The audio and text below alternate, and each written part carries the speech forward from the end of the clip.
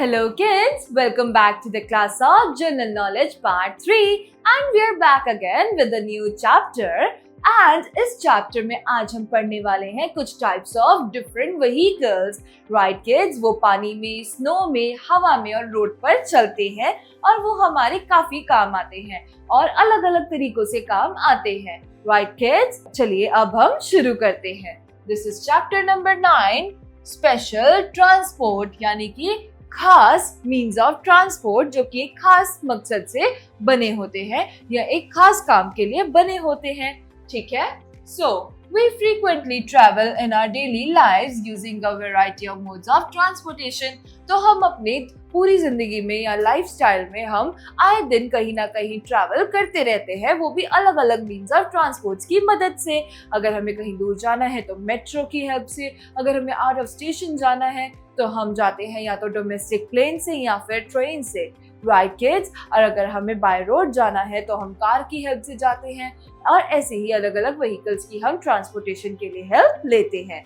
Right. So, there are, however, some additional specialized vehicles and crafts that are employed in such activities as constructions, warfare, exploration, etc. तो और ऐसे भी कुछ ऐसे transports होते हैं जो कि सिर्फ हमारे ट्रैवल से नहीं बल्कि और इंडस्ट्री से भी रिलेटेड होते हैं, जैसे कि वॉरफेयर यानी कि वॉर्स वगैरह में इस्तेमाल होना, बैटल्स में इस्तेमाल होना. राइट. इसके अलावा वो कंस्ट्रक्शन में काम आते हैं, इसके अलावा वो एक्सप्लोरेशन या रेस्क्यू के काम आते हैं. Right kids. तो ऐसी ही कुछ एक्टिविटीज के लिए कुछ स्पेशल जो है वो व्हीकल्स बनाए जाते हैं, डिजाइन किए जाते हैं ताकि लोग उन्हें इस्तेमाल कर सके. Right. So, some means of such transport are given below. Name them using the help list.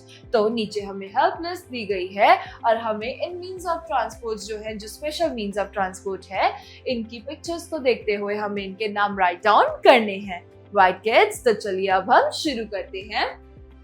Let's start. Number 1. ये है एक ऐसा जेट या फिर प्लेन जो कि ज्यादातर कुछ स्पेशलाइज्ड एयरफोर्स के लोग ही चला सकते हैं, पायलट कर सकते हैं इसको, क्योंकि ये ज्यादातर हमारे परेड्स या ऐसी चीजों में काम आते हैं और इसके अलावा ये बैटल्स में भी काम आते हैं. ये है कॉम्बैट प्लेन. तो हम यहाँ लिखेंगे कॉम्बैट प्लेन. इनकी रफ्तार नॉर्मल एरोप्लेन से बहुत ज्यादा होती है और नॉर्मल एरोप्लेन से ये थोड़े से छोटे साइज के होते हैं. नेक्स्ट नंबर 2 इज ये है एक हेलीकॉप्टर गनशिप. तो एक नॉर्मल हेलीकॉप्टर एक अलग चीज होती है और एक गनशिप जो है वो एक प्रोटेक्शन के लिए होती है जिसमें कुछ स्पेशल वीआईपी पीपल या कोई ऐसे लोग जाते हैं बैठकर. या फिर अगर आप देखें तो हमारा जो ये गनशिप हेलीकॉप्टर है ये ज्यादातर दुश्मनों को हराने के लिए ही इस्तेमाल किया जाता है, नॉर्मल टाइम्स पे ये यूज नहीं किया जाता. राइट. तो हम यहाँ लिखेंगे हेलीकॉप्टर गनशिप.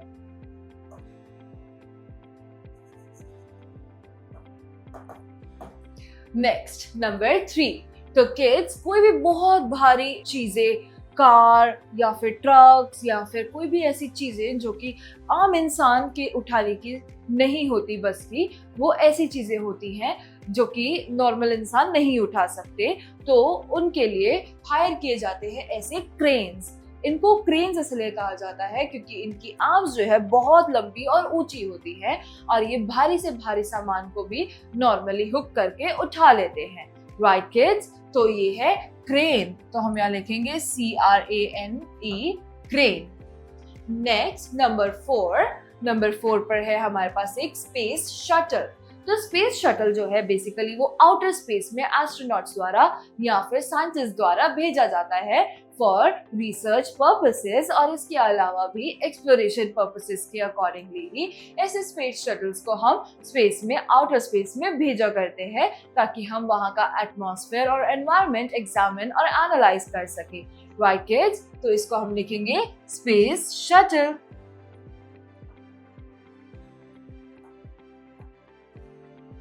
नंबर 5. सो ये है एक पानी में चलने वाला स्कूटर. इसको हम जेट स्की भी बोलते हैं और ये ज्यादातर हम बीच साइड पर चलाते हैं.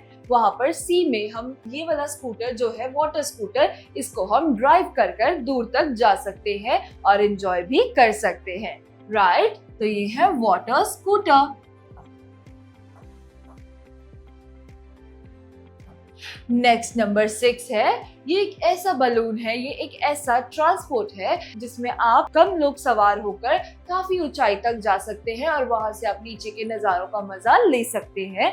ये गर्म हवा की मदद से पहले फुलाया जाता है और उसके बाद इसको जमीन पर से हटाकर फिर इसको आसमान में छोड़ा जाता है कंडील की तरह, और जैसे ही ऊपर जाता है तो ये धरती से थोड़ा ऊपर थोड़ा ऊपर थोड़ा ऊपर उठता चला जाता है, राइट? तो इसमें आप ट्रैवल भी कर सकते हैं। तो इसे कहते हैं हॉट एयर बलून।